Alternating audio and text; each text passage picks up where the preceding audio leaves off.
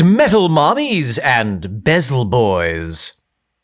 Gather up your gorgeous garnets, bathe in the bloodstone of your enemies, and... We've got to get out of here, Nick! The Cinnabarbarians are coming down Hessenite Hill! Gather up all your goods. It's time to talk Tull to me.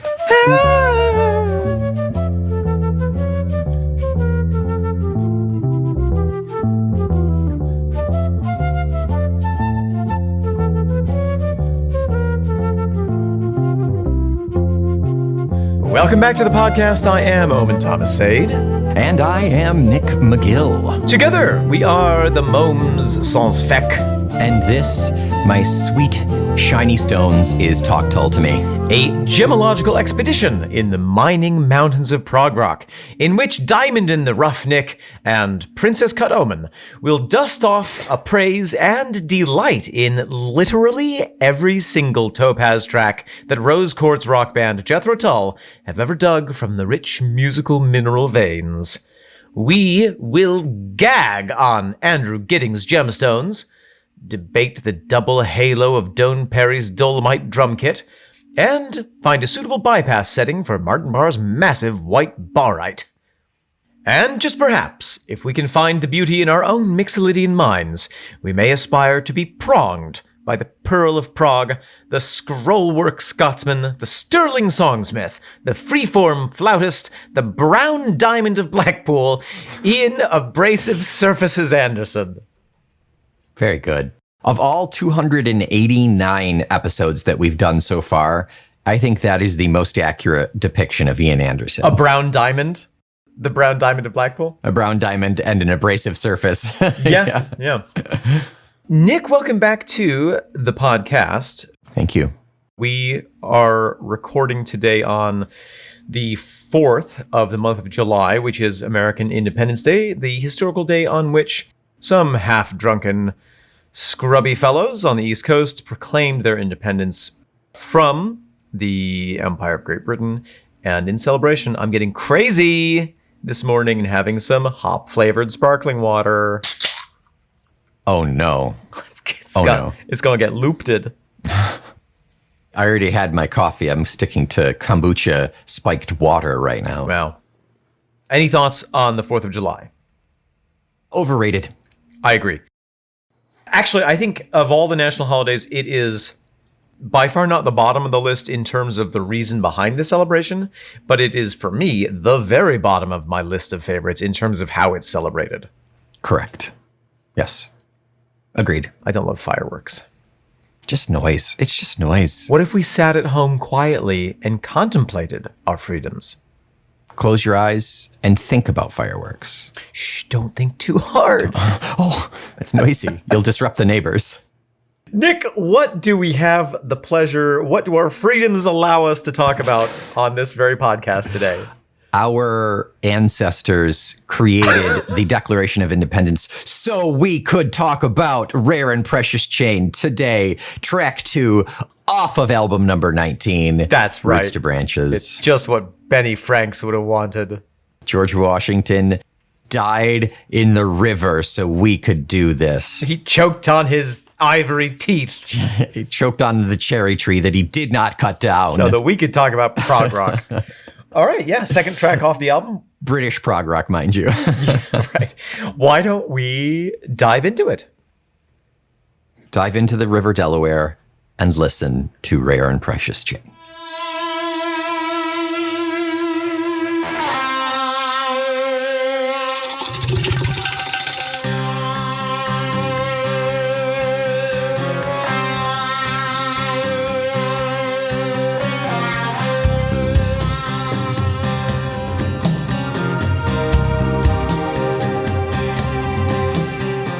Nick McGill. I'm going to say 3.5 minutes. Very quick 3.5 minutes. I feel like it went fairly quickly. Yeah, I actually didn't. I had no idea that was the length. It's shorter than I would have thought. Yeah. Can I just say? Mm-hmm. You can. I've been listening to this album more and more, and it is seriously growing on me. I really am enjoying it. It's a very good album. It's a very good album. I would venture to say that this is proggier certainly than the last two albums, official albums from Tull in the timeline. Yes. Certainly more proggy than Catfish, and more proggy certainly than Rock Island. Yeah. And heavier than both as well, I would say. Yes, absolutely. So excited to dive into some of those things. Any initial thoughts just before we dive into the music? If you doubted that Ian was getting exotic and Eastern for Roots to Branches, buckle up, take off your pants, get ready, because this one is even more. Yeah, I wanted to talk a little bit about that. So I did a little bit of reading last night on the history of music of India. Oh, cool. And you always know you're in for a trip when the article starts 30,000 years ago. Okay, let me get some cocoa. I'll take a bath. Let's get ready for this. Yeah, so just before I put my foot in my mouth, I want to say the history of the music of India is so long and so complex. And there are so many different histories and traditions and peoples, each of whom have their own 6 or 7 or 10 formats that have each changed over thousands of years. Yeah. I mean, it's impossible to say this is what Indian music is like. Right. And that's indicative of the culture and the history of the land in general. Exactly.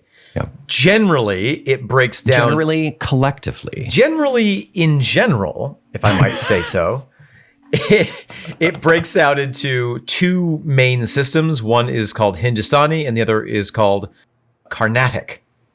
And the Carnatic music systems are kind of the southern, more peninsular part of India. And the Hindustani systems are more in the mountains, more in the northern and eastern regions. Oh, okay.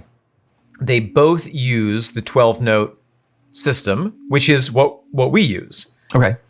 Take an octave of 8 whole tones and then break it up with half steps, you get 12. Gotcha. Additionally, with Indian music, they also have quarter tones. And so that's why you'll hear in a lot of Indian music that E. Oh, yeah. That's a different note. They have a name for that note. But what we hear in this song, which is quite interesting, is that they're using essentially a Western music system, and then the scale that has been chosen, the key signature that has been chosen for this song, gives it an Eastern feeling to it. Okay. Define scale. I know it's a musical term, but I couldn't place it. Kapoing. Let me just bash my mic. So this is the mandola that my dad made. If we start here, if this is our root note, then a major scale in Western music would be. Oh. So you're do, re, mi, fa, sol, la, ti. Exactly. Gotcha. Okay. And in a major scale, that's made of whole step, half step, whole step, whole step, half step. Okay. What they've done is they've taken, let's say, that same scale, those same 12 possible notes. They meaning Tull in this song. Correct. Thank you. Yeah. Okay. Tull has taken that same scale, those same 12 notes, and put the half steps and whole steps in different places. So what they're doing is.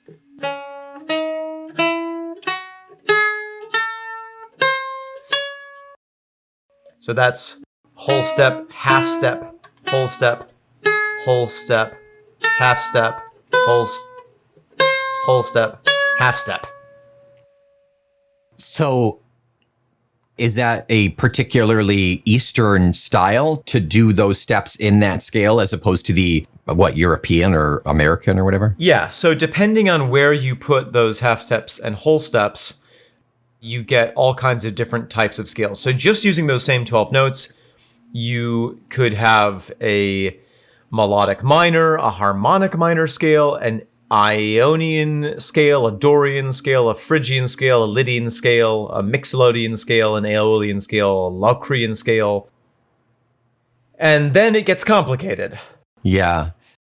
We have mentioned this podcast long time ago, but if you're interested in that really, really, really nitty gritty of particular songs, particularly pop songs, I recommend strong songs. It is very nitty gritty to the point where when Ray and I listened to it, he did a handful of episodes about the Legend of Zelda music. Yeah. And there were points where Ray and I just looked at each other like, I have no idea what he's talking about. But he does talk about mixolydian and scales and this step and that. You know, it's fascinating stuff if you can wrap your mind around it, even partially. If you want to learn more about that, you're listening to the wrong podcast. Yeah. Just enough information to be dangerous. And if it feels like when people talk about music that sometimes it feels like they're talking in a different language, it's because they are. They literally are, yeah. It really is a language into itself. All of that to say, it is the tradition among Western musicians that when they want something to sound Eastern, they choose a different mode within an existing scale, and that gives it that Eastern flavor because some modes are more common in the East than they are here. Right. Interesting. Very cool. Thanks Yeah. for pointing that out. How did you figure out what steps they were using? Should I not ask that? I don't. You're panicking. The fear in your eyes. I listened to it. Oh, okay. Yeah. Okay. It's all about the intervals. Just Okay. that is enough to know.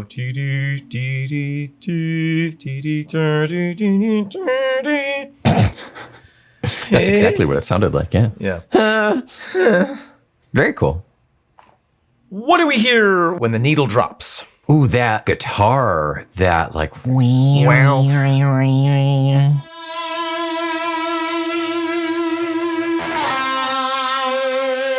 So there are so many things that they're doing musically in this song that give it that Indian flavor. That first note that we hear is one of those. They're creating the feeling of a drone. yeah, very much, yeah. Really often in a lot of the different Indian forms, they have a drone note and then the melody layers on top of that. So they're kind of providing that for us. Yeah. It reminds me a little bit of Pibroch if we go all the way back to the songs from the Wood. Absolutely.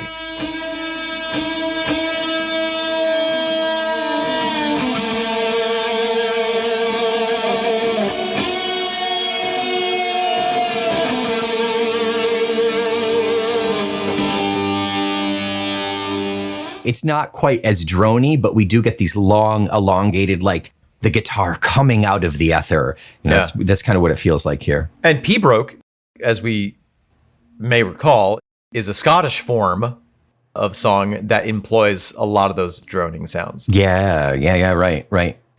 So, quick on the heels of the electric, we have an acoustic guitar coming in to give us that rhythm.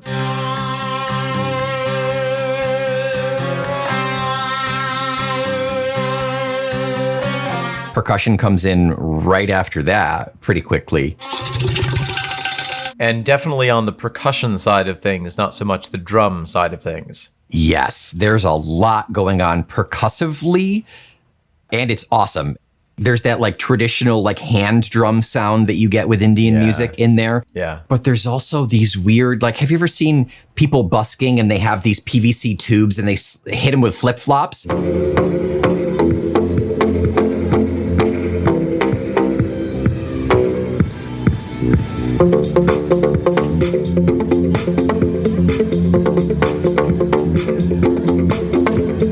We get that sound. It's very Blue Man Group almost, in that very peculiar sound percussion.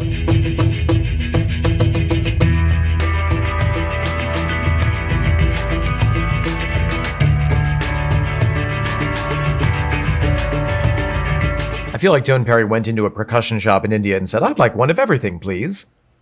Yeah, and he's hitting them all with all 8 of his arms. Yeah.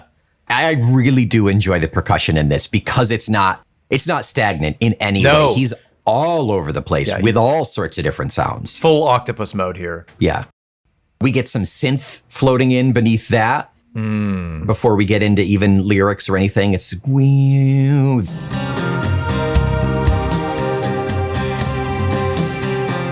very ethereal, very kind of a mysterious air to it, adding to this mysticism. On a bit of a string setting. Yes, we definitely get some hardcore string sounds from our synth in this. Yeah. At about 40 seconds in, we have a really fun percussion riff. The synth strings came in the strongest. To go back to synth strings real quick, when he starts with no gold, when he starts that like weird, like not quite chorus, pseudo chorus thing, it's maybe just a bridge, I guess. But that's when I noticed the synth strings really the strongest. That bam bam bam bam bam bam bam bam bam bam. Yeah. So fun. No gold fools, no hostage taking. One of the things that I noticed about this is that often Ian's voice is being doubled by the flute. Good call. They're playing almost the same, playing in unison. Do I have to tell you once again? And that is another element in Indian music that is pretty common. So, at the risk of talking out of my butt, I will continue to do so. A lot of Indian music, I think the more southern traditions have, a lot of it is built on what are called ragas. And as far as I can tell, a raga is a tune or a section of a tune that maybe has some historical religious components or origins to it. But then those ragas are taken and paired up and maybe modified. And there's basically the melody of the ragas and then the rhythm of the something else word that I don't remember. And basically you then play with those. But oftentimes the ragas they're mostly meant to be sung. And so even if you're playing it on an instrument, you're supposed to play them in a singing style. Mm-hmm. But one thing I've often heard in Indian music is that doubling up of you have the voice and you have a string instrument or a wind instrument doubling up on the voice and going exactly the same way. So I think that's a little bit of a reference there as well. I wouldn't be surprised. It's not terribly uncommon in Tull in general, but it's certainly more a stylistic choice here. Yeah. To continue in that vein, I think. Yeah. So this is one of the 2 tracks on this album that does not have a bassist attributed to it. I got about a third of the way through the song, and I was like, maybe there is no bass. And as I was writing that line, it was like, oh shit, there's definitely bass in this song. Where did it come from? Binds me to your soul round gently pulsing veins. So is it synth? Is it the drum really like effectively some sort of percussion really effectively taking place? But it feels very, very plucky to me, so I'm not sure. I mean, maybe it's Ian. Ian's played the bass before. Yeah. I mean, he's not technically attributed with the bass on this album. Doesn't mean anything. I'm sure that you can't sum up all of the processes of recording an album in a short little blurb of, this person played this instrument. This person played this instrument. They did. It would just take up too much space, though. Yeah. Run out of ink printing all those L's. But yeah, there is definitely bass in here. It is the mysterious bass player that they hired during the nightcap sessions that they then killed after the fact, I think. I'm sticking with that theory. The bassist's graveyard. right behind Ian's studio, the garage. At 1:30, the drums kick in a more distinctly Western style. We get an actual drum kit going. No gold fools, no hostage taking. Still interspersed with those peculiar percussion pieces. Yes. The peculiar percussion pieces. Mm-hmm. But we do get a little bit of that glimpse of like, okay, he's just rocking out on his kit. Yeah. On his Yamahas. Martin is playing an interesting role in this song because he's mostly responding to the main melody rather than playing it. Yeah. Everything else is kind of along this wave of the kind of the general flow of this song. And then his little dolphin fin crests every now and then comes out of that wave in water. And it's like, oh, there's Martin. There it is. Yeah, and you get excited and you clap and everybody takes pictures. And Ian throws him a fish. Yeah. He slaps his tummy with his fins. He's been trained well. He's been trained well. Maybe too well. Killing machine. Martin is sinking yachts off the coast of Mallorca as we speak. Yeah. He taught the orcas how to do it. That's right.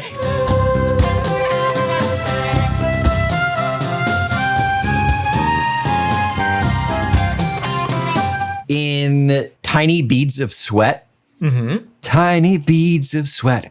Tiny beads of sweat. We get this really satisfied, like he just had a good cold Pepsi, and he's like, that's delicious. An ice cold Coca-Cola, yeah. An ice cold cup of beads of sweat. That's really, really funny. And that's really the only vocal ejac we get in this.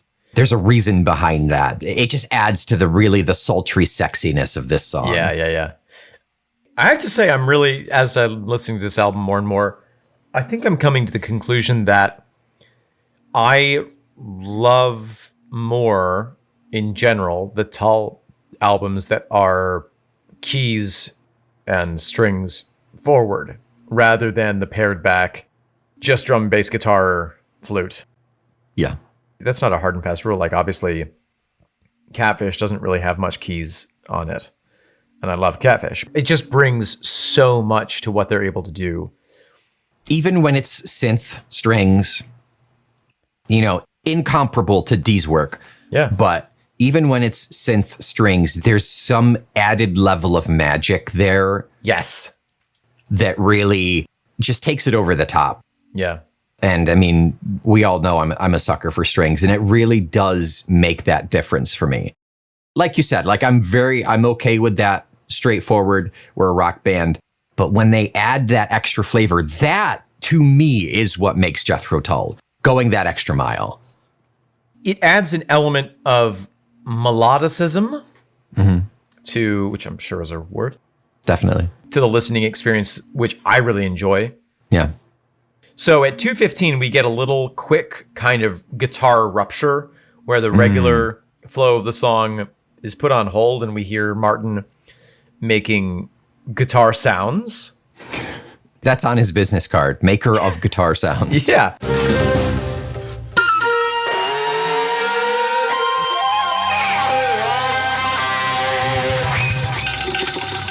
It's fun. It steps away even from the rhythm and time signature. It's almost like this little bubble of space-time that is separate. And then we dive right back in with that beautiful string.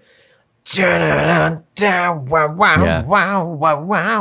It's like a pressure cooker. Every now and then it's building that pressure, but every now and then it needs to let off just a little bit of steam. Otherwise, it will explode. I love that metaphor. I think that's accurate. It's Martin's little steam vent. Martin's little steam vent. It's my favorite children's book. And the pressure cooker is effective in 3 minutes at making the rough beans of this song tender, moist, and delicioso. That's right. The lentils. The madras. The dal. The melt your face Ian Anderson curry. TM. Have I ever mentioned to you how much I freaking love lentils? I'm not sure it was actually said out loud, but I could tell. It wasn't closeted. I could tell. He's one of them, lentil lovers, ain't He loves a good lentil from what I hear. He ain't never passed up a kidney bean that I seen. Legumes in general, he's fairly fond of. And you know who else is? India. That's Ian Scott Anderson, but also India. India Scott Anderson. Francis Scott Key Anderson. Omen. Oh, hey. Here we are, halfway through. Like last week, we are going to dive into the World Tour program that came as an added bonus in the vinyl that my sweet beloved purchased for me. Whoever owned it beforehand also had the tour program. They threw it in there because they didn't want any of their Tull paraphernalia, and I lucked out. That's great. So this song, Rare and Precious Chain, comes on page 2 of the Doane Perry section. Ooh, the American section. We've got some pictures here. We've got Doane Perry. Oh. We've got the gentleman on the band. The previous owner put a little sticker with an IA right above Ian's name. Just in case you don't know, that's Ian Anderson. That's so cute. And then we've got the boys hiding in some weeping willow trees. Very peculiar. Right there. And then, we've also got Perry J. Tull Unpacked. That's the old MTV logo. It's a play on the old MTV logo. So it's like cribs, like, oh, what do they do for this? Oh, like Doan Perry. Yeah. Doan Perry Unpacked. Because this page is his gear and what he takes on tour. Well, and this was the MTV era. Exactly. Yeah. 95. This is Doan's tour kit. We're not into his write-up for Rare and Precious Chain yet. Understood. Doan writes, all apologies to those of you who have believed that Jethro Tull has been a drug-free band all these years. Well, nearly. My daily habit dictates a strong dose of Capsicum Maximus spread liberally over, around, and through any edible surface. It's hot sauce.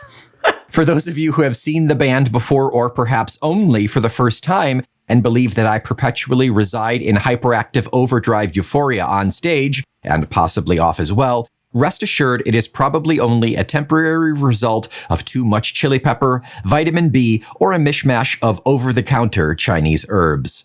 Unfortunately, these herbs, vitamins, and magic elixirs have gotten me into nearly as much trouble with international customs as the living chili plants and serrano pepper seeds germinating in my luggage, which customs seem absolutely convinced that I smoke. Oh my God. Of course, maybe that's not a bad idea. I just have to pause and say, anyone listening to the sound of my voice, please do not smoke any capsicum. That is a profoundly terrible way to hurt yourself. So we've got a picture of his kit right there. You can see the pepper plant right in the middle in between the sneakers. That's so silly. We get into luggage type, New Delsey large, 4-wheel drive lounge wheels, built-in odometer.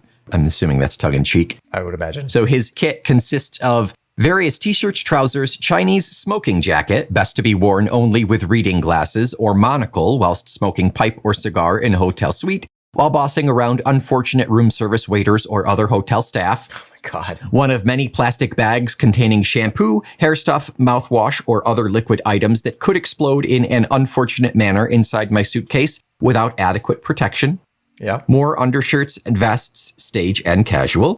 Ever-changing and growing supply of books and magazines. Various hats for all occasions, important. Electric razor, Norelco triple tracked.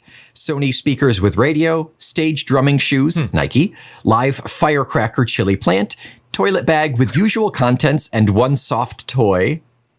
What? I don't know if that's a rubber ducky or what. I can't see it in here, so, Up to your imagination. Oh, wait, it's a plush Snoopy. That's what it is. Oh, that's much more wholesome than I was thinking. Do with it what you will, Doan. Passport, airline tickets, work permits, and British Airways Gold Card. Sorry, Martin. Weird green Japanese barley leaves I drink before gigs. Various hot chili sauces and spices. Various voltage adapters for worldwide use and all necessary cables and connectors for Walkman, hairdryer, electric razor, etc. Ever-changing array of cassette tapes currently include various classical, jazz, rock, R&B, and other miscellaneous categories for listening inspiration or relaxation. Date book and phone book, two of the most valued items that travel with me. Various electronic equipment manuals for light after-gig reading. Mini cassette recorder for putting down writing ideas for later sorting, transcribing, or discarding. Vitamin case, important but potentially troublesome items at Borders. Sunglasses, headphones, Walkman, electronic Rolodex and scratch pad, odor eaters for drumming shoes, camera. Items not pictured due to lack of extra wide angle lens in no particular order. Alarm clock has multiple alarm settings, a very handy feature as I have no faith in hotel wake-up calls. Eye shades and earplugs for sleeping in noisy, bright places. Like during flute solos in concert, IA.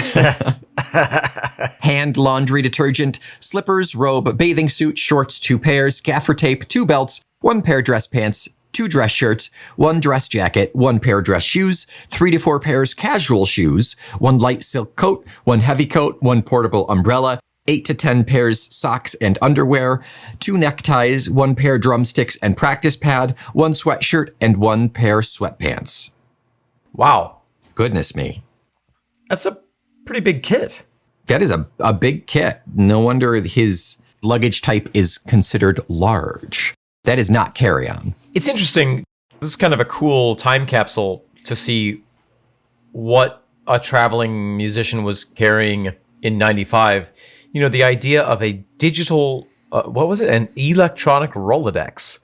Yes. Yeah. What a bizarre transition point, like technological transition point between a traditional paper Rolodex and what we now have, which is just our smartphone.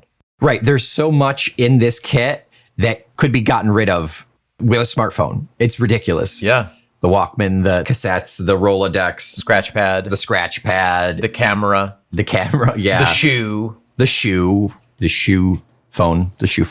I wear my foot on my shoe. Yeah.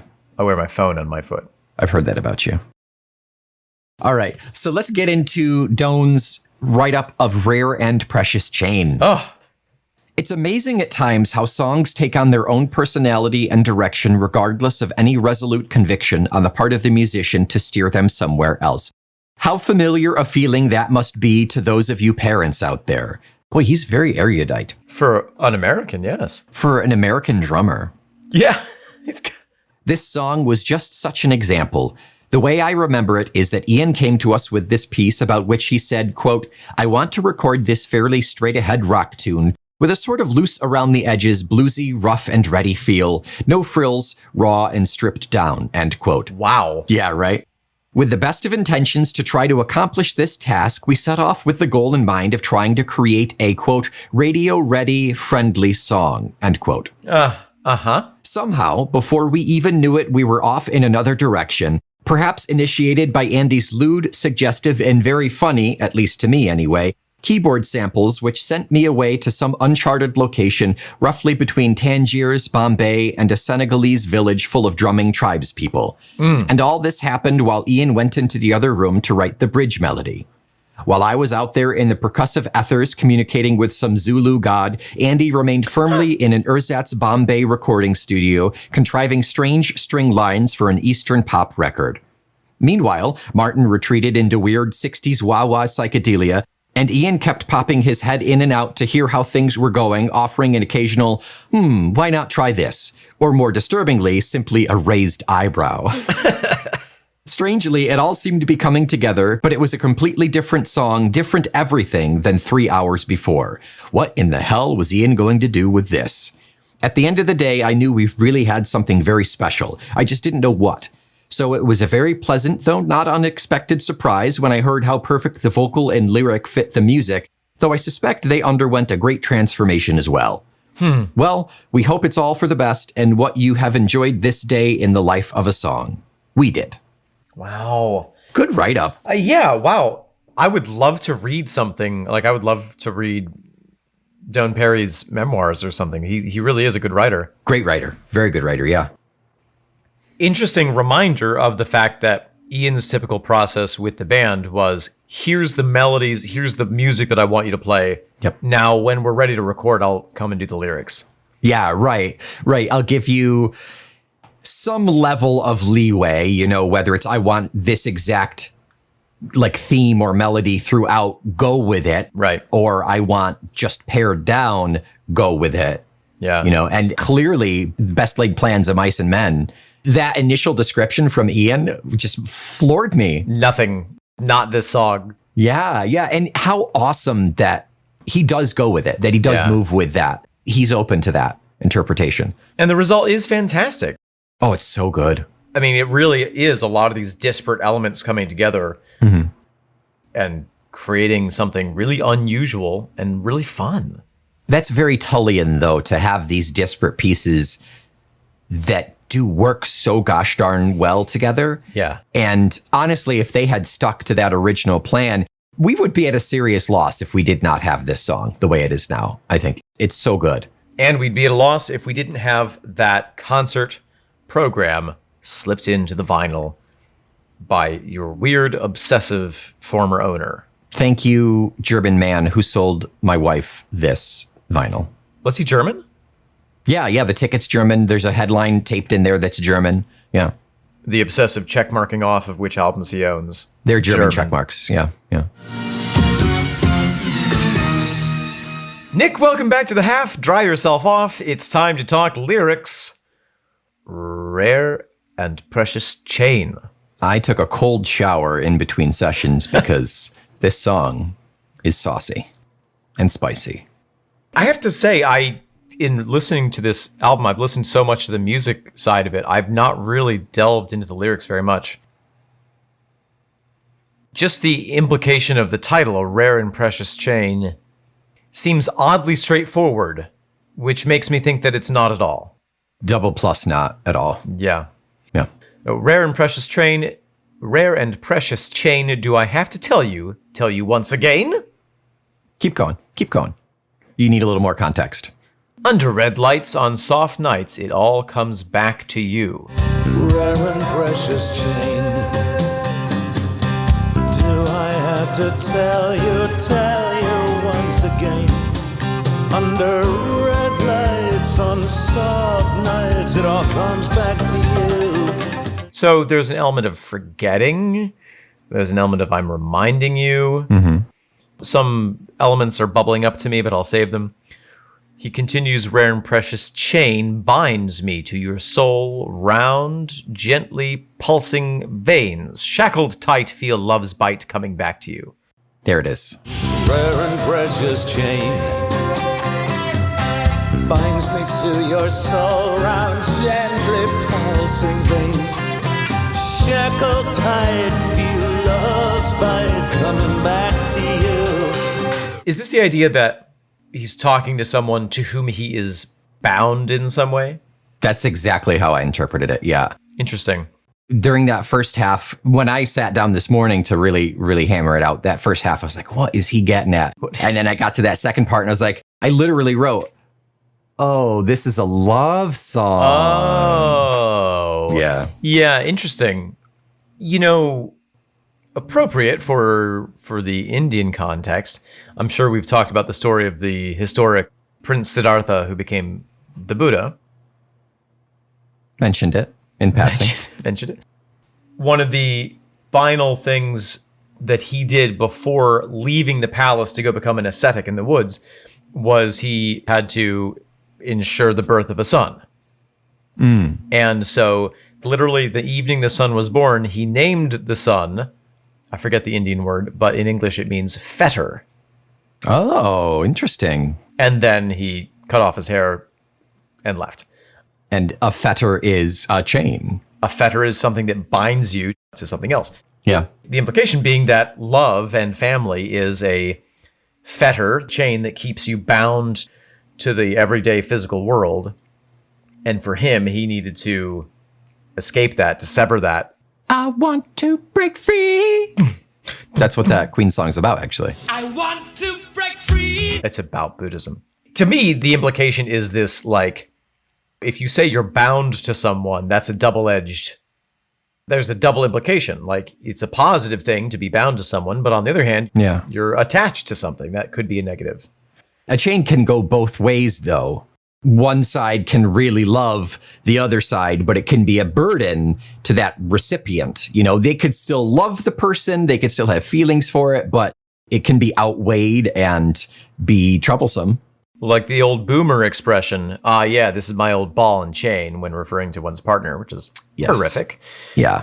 But this is a rare and precious chain. Mm-hmm. A chain that one is appreciative of and that one recognizes is not a common thing. Yeah. I envision it as just a delicate gold-linked chain. And that's all you need when you've got that real solid connection. Oh, interesting. Yeah.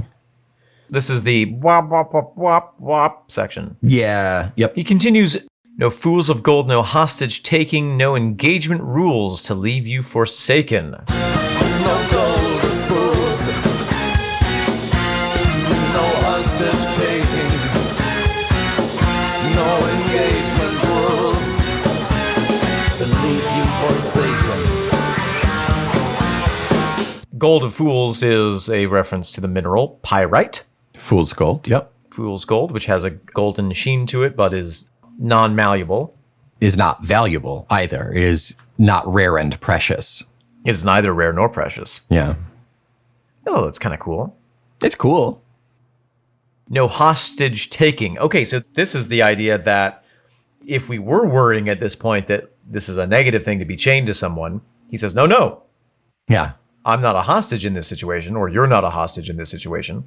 Right. It's fully consensual. We are in this together. Chain play. Chain play. Same thing with no engagement rules to leave you forsaken. I think that would be the same. Like rules of engagement are generally a term for like warfare, right? Yeah. I was for some reason thinking about a prenuptial agreement. Also, could be. Yeah. That's an engagement rule. You know, lay the rules down when you get engaged. Yeah. Interesting. That's valid. Yeah. I think it could work either way. At any rate, this is a positive thing and it's not going to end. Right. Yeah. We're in this together. It's fully agreed upon. We are happy with this connection, this rare connection that is really special when you find that person with whom you really click. Yeah. He continues back into the verse melody. Tiny beads of sweat. Tiny beads of sweat. Maybe he's talking to the pepper plants. Maybe this whole song is about the pepper plant. The beads of sweat are rolling down the glass. It's the condensation when he takes a swig of that really refreshing Coca-Cola.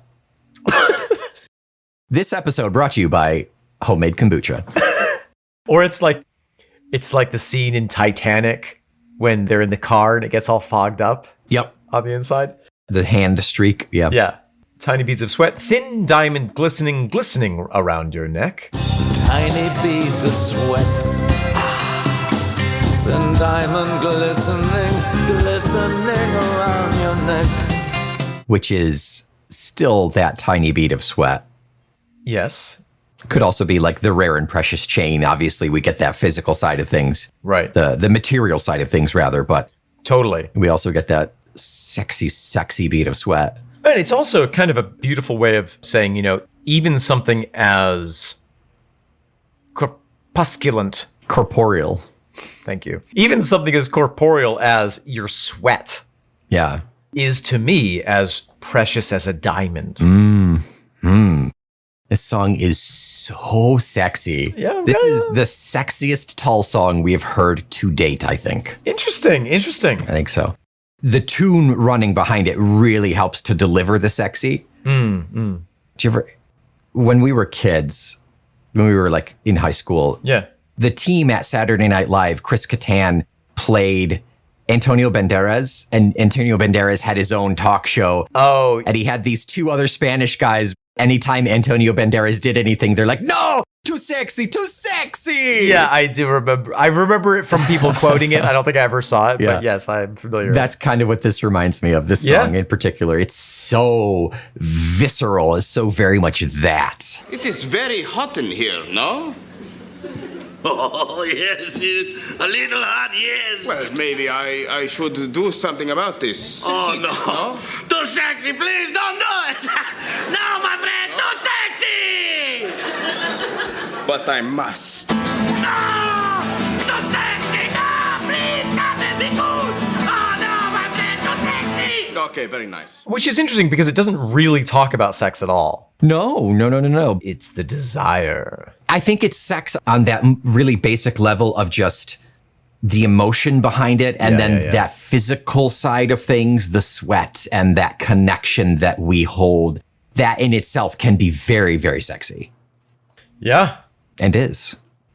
He continues, forgotten rooms, black catacombs, they all come back to you. Forgotten rooms, black catacombs, they all come back to you.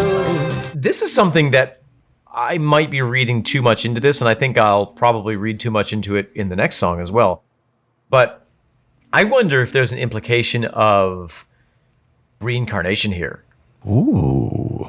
That not only are we bound in this life, but perhaps we have been bound in every life. And so Destined, yeah. Our love for each other is making us recall our former lives together. Interesting. The black rooms and the catacombs. Yeah. I don't know. That's probably a stretch. Maybe she was human trafficked and has these bad memories that he takes her out of those bad memories. Okay. Yeah. He rescued her. Yeah. Or maybe they visited the Paris catacombs on a vacation. Nothing sexier than a wall made of skulls. I mean, listen. Flickering candlelight. endless halls filled with who knows what. That's the sort of thing that my wife would like. That's spicy. Yeah. That's nice.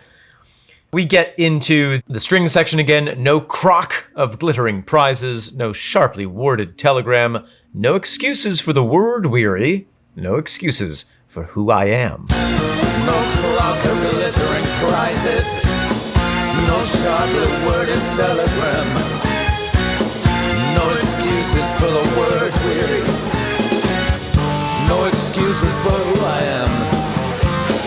That last line's kind of spoken as well. No excuses for who I am. Yeah. Matt Berry comes in and does it. In the words of Popeye the Sailor, I am, I am what I am. what I am. I just watched that movie with Rook not too long ago. The Robin Williams, his very first cinematic debut was him as Popeye. What? Yep. I had no idea. That's crazy. Really? You've never seen it before? No. It's a lot. It doesn't really hold up. Is it like in the 80s? It was during Mork and Mindy. It was like his second year of Mork and Mindy. Wow. Yeah. So no crock of glittering prizes. That one makes sense to me. It's like you get what you get. Yeah. And it doesn't have to be a shiny jewel to be a prize. Right. Yeah. My interpretation is like, it almost makes me think of, like in Aladdin, in the Disney Aladdin, he goes through this whole, the Cave of Wonders, and there's all this gold and jewelry and all this stuff. And all of that is basically a trap and fake. Yeah. That's the crock of glittering prizes. Right. But what he's after is this kind of average looking object, which is in fact the rare and precious item. Right. Yeah. The glittering prizes is all superficial. It's all surface level. Yes. So maybe this romance, maybe this relationship isn't flashy. Aesthetically pleasing. Isn't aesthetically pleasing, yeah. I also think I'm not giving you a crock of glittering prizes. I'm not buying your love. We don't need that transaction for this connection to be there. As the great poet J-Lo once said, my love don't cost a thing. As the great poet Paul McCartney said, can't buy me love. Can't buy me love. Yeah. Whereas the great poet Omen said, flash me them dollars. I'm open. Let's discuss. If your bank account got double commas in it, let's talk. I also love that he uses the word crock. Yeah, right. That, to me, has usually what we say is a crock of shit. Yeah. So a crock is like a bucket or a container of some kind. It's a large vessel, yes. Yeah. And it has taken on this negative connotation because crock is not a terribly common term used nowadays. So it's tied to crock of shit. Crock pot? It really has. Well, yeah. It's not a crock pot full of shit. Well, the last time I used my crock pot may have well been. No sharply worded telegram, no excuses for the word weary. Oh, that's quite interesting. Yeah. Usually we would say world weary. I love that he says word weary. Yeah. Is this the implication that, like, I am who I am, I'm going to say what I'm going to say, I'm going to speak my mind? I think that's exactly what it is, yeah. I'm not going to pretend to be someone else. I'm not going to make excuses for that. Right. Yeah, I think the telegram portion plays with the idea that he's on the road all the time. Yeah. And even though they're apart, there's no tension there. The telegrams are nice and sweet. This is really an interesting aspect. If this is taking inspiration from his own life and his own relationship with Shona, this notion that we may be far apart physically, but this chain is always connecting us. This fine golden chain is always keeping us together. That's quite beautiful. Yeah. Yeah, right. It's that connection. And word weary, world weary.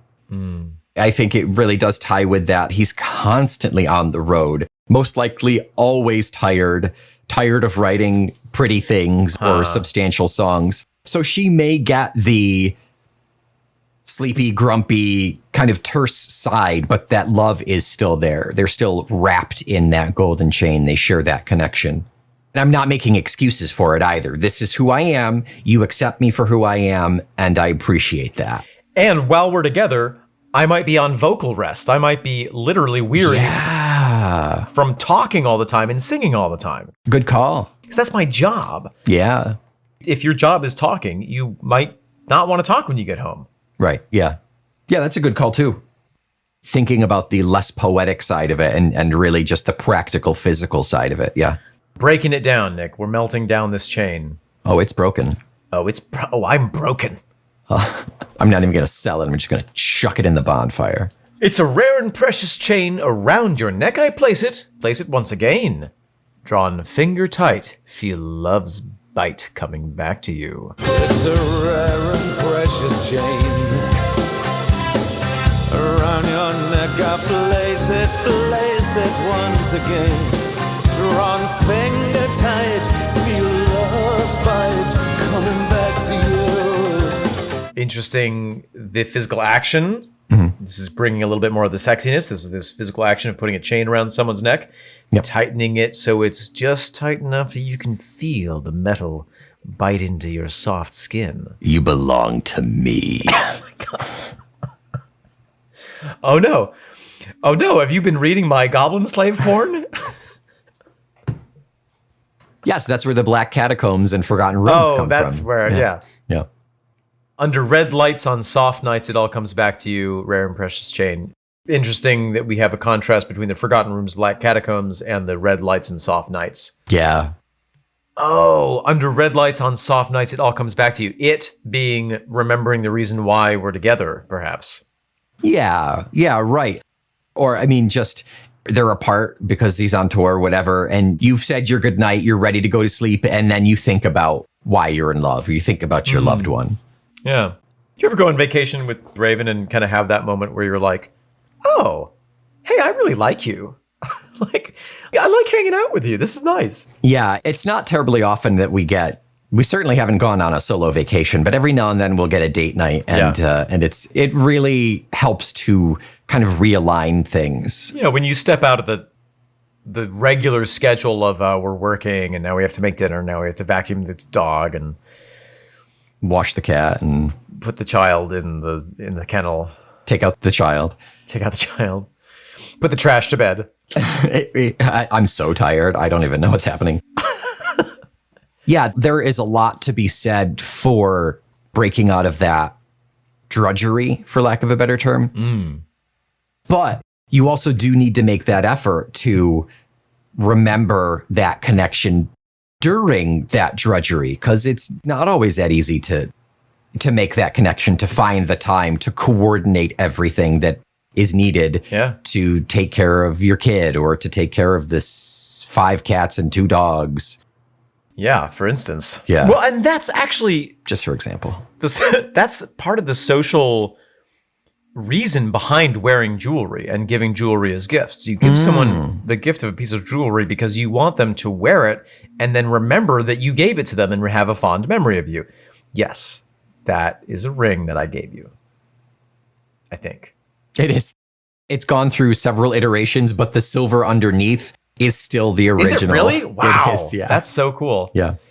Yeah, it has been reshaped and resealed so many times. Because our relationship is like a precious metal, malleable. Malleable and breakable. Meltable. And sellable. And sellable. Pawnable, really, let's be honest.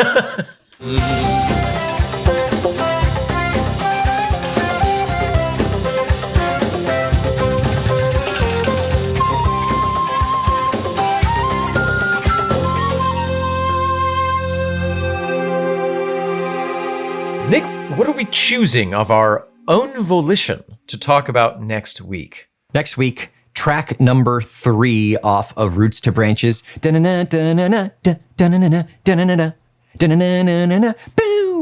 It's This Free Will. I'll be scatting the entire song next week, so.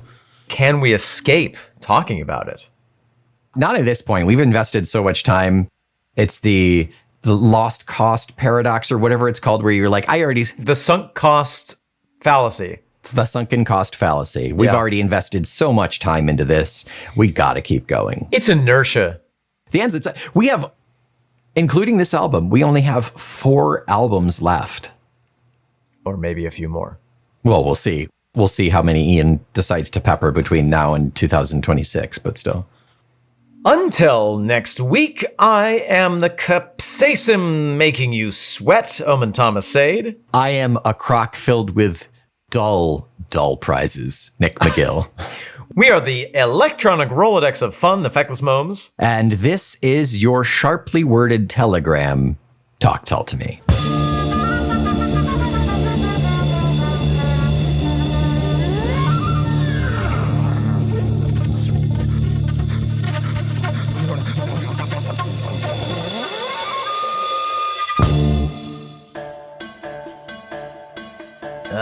Welcome to Mazdak's Metal Shop. We have something for every person and every budget. Yes, I see you. I see the desire in your eyes. Hi, yeah, I'm looking for something like, a little exotic, something a little that's not standard to like American taste. I'm on a business trip. My wife's at home. I want to bring her back something like really nice, something that like her friends will have never seen before. Oh, you want her to experience the exotic flavors of Al-Hazi. Yeah, sure, whatever that is. Yeah, that would be great. I will give you a Baghdad special. Yes. I paid for one of those earlier and I'm still sore. Oh, you shouldn't have got it from the east side of town. You come here looking for something you can find nowhere else. Yes, exactly. Yes. You come here looking for something that will delight the senses, that will make you think of the bizarres. Yeah. I want that. I want that to be felt when she looks at this piece of jewelry. Ah, what about this Rastag ruby? Set in a tiger's claw of gold, suspended with the emeralds of the peacocks of the Plenthia River. Wow, that is really gorgeous. I am a little concerned. It is very big, and it will probably weigh a lot. I can barely hold up the weight of it. I am struggling at the knees to hold this. I have to put it down now. Yeah. I think that's probably outside of my budget and outside the physical capability of my wife wearing it. Anything a little smaller? Okay. I mean, I want it to pop. Yes. But it needs to be a little more subdued, I think. Tell me about her skin. Okay, so she is Latvian, so she is fish belly pale. Okay. She turns to a crisp if she steps out into the sun. I'm getting a sense, yes. And she's got some freckles. Okay, so we're going to stay away from the white gold. We're going to stay away from the pale colors. Okay, to get a better sense of her, I want you to hold me as if you hold her. Okay. Okay. Here we go. Ooh, Wow, you're right under the robe. You're very similar body structure, actually. Yes. I think what she would. Okay, you can stop holding me. I think what she would really like. Really like is a diamante diamond from the Valley of the Assassins. Oh, that sounds really cool. Yes, very few of them are seen by the outside world. Very few people see these diamantes and live to tell the tale. She's not gonna die when she sees it, right? No. Okay. No, this one is okay. This one's okay. The Valley of Assassins, like nobody had to die for this diamond, right? I really want to stay away from blood diamonds of any kind. Oh, you want blood diamonds? No, come over to this. Not blood diamond. Clean diamonds. I assure you that all of the blood has been washed off of this diamond. It is totally ethical, totally fine. And once it's in your hands, I can claim that I never saw anything to do about it. Okay, I think we'll play plausible deniability here. Okay, so I like the diamond. Can we set it into something? For you, my friend, yes. So it's a bit big for a ring. Yeah. What about like a brooch or some kind of necklace? Okay, here's what I'm going to do. Yeah. You see this 12-pound golden lion statuette? Yes, lighter than the tiger's claw, but I mean, that still seems pretty big. I take my sword, I chop off its head. Oh, wow, okay. Well, now we just take the head. Okay. It's beautiful, sculpted, Persian workmanship from... It's stunning. From the days of the Shah. Oh. Yes. I take my power drill, I drill into it. Wow, okay. And that's very soft, so that must be gold. Okay, now I take the diamond, I put it in. Okay. Gently. Nice and gentle, and now it's here. And what I will include for this for you. Yeah. Free of charge. Because I like the shine of your eyeballs.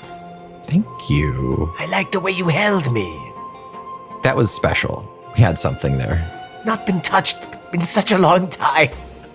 For you, I throw in a very special, ancient, Byzantine QR code. Wow. Which, if you scan this with your iPhone, it take you to a podcast which your life will love. My life will love? which your wife will love it. Oh, okay, yeah. I mean, podcasts can be romantic. Yeah. Yes. The Al-Ghazi has never steered you wrong before. Not in the last 5 minutes that we've spoken. No. And so I will tell you that your wife will absolutely love this podcast, which is a Tull to me. Wow, that sounds exotic. Oh, so exotic. It is all the way from the east coast of America. Wow. And did you know that it is a proud member of the Feckless Moms Audio Network? You know, I did not know that. Let us dance! Ya-da-da-da-da!